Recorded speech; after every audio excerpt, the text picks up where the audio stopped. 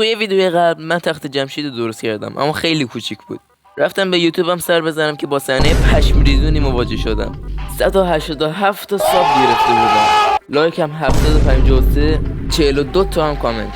با خودم گفتم چرا که نه، یکی بزرگترش رو میسازیم.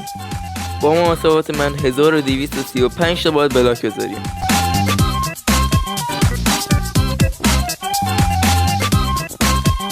خیلی خوب، قراره اینجا تخت جمشید رو بسازیم.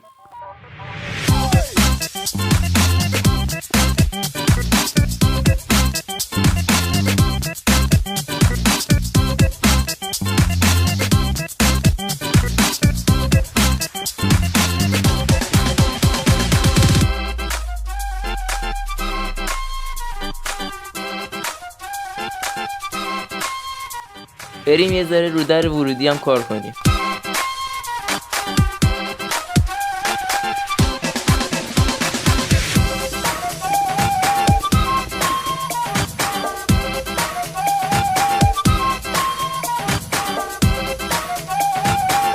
بریم نتیجه 1232 تا بلاک رو ببینیم. اما قبلش اگر از این ویدیو خوشتون اومد ویدیو رو لایک کنین و کامنت قلب آبی و زرد توی کامنت ها بنویسید.